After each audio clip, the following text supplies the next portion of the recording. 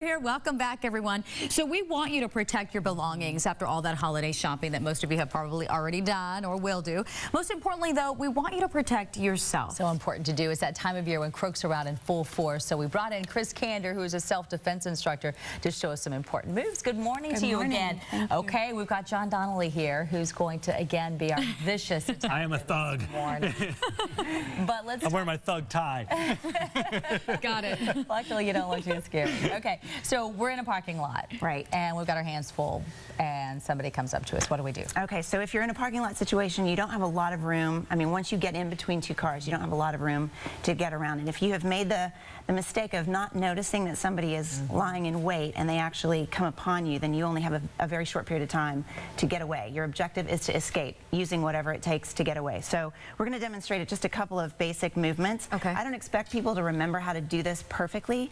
I want them to remember that you have to fight. You have to commit to protecting yourself in that situation. Don't overthink it. Do whatever you can. But I will show a couple of simple techniques that, you know, likely may be scenarios. So if he were to come up and, for example, grab my shoulder, I don't want to wait and wonder, is this an okay kind of touch? It's not okay. He's there. He's on me. And so I'm immediately going to turn around and I'm going to hit him in the face.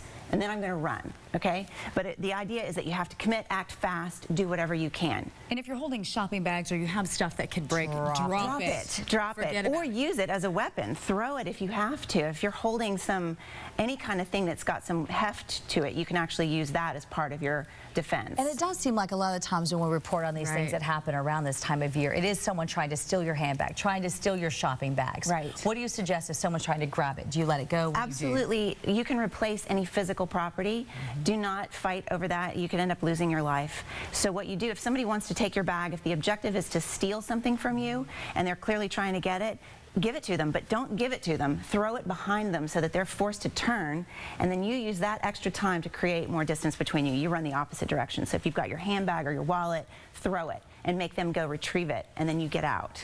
Okay, so we saw that first move. Yeah. And then you got something else in store for us. Okay, so women often have, you know, if they're wearing a ponytail or even if they have long hair, that's like giving an attacker a handle. Right. And so you have to think about how would you react. I don't know if you've ever had your hair pulled really hard. It debilitates you because it hurts so much. Right. So if he were to come up behind me and grab my hair, for example, and really pull, I mean, it would pull me off of my balance. The first thing I need to do is to clamp his hand against mine to keep him from pulling away from my scalp.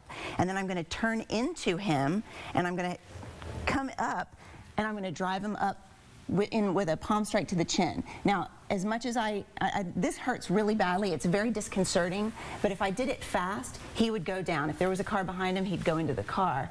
And then use whatever you have. Knee him in the groin. Always go for the very sensitive eyes, throat, and groin, because no matter how strong or tall somebody is, they can't develop strength in those areas. It'll be something that will at least buy you some time to get away if you have to. So again, clamping your hand down onto the pull, turning in, and then striking with a palm strike, with a knee, and then pushing and running the other direction. Let's say that you're older and you just don't have the strength to do all of those things. Right. Are we going more for the voice than to yell out? What do you suggest at that? Everybody should use their voice. That we all have that. That's something that can be startling.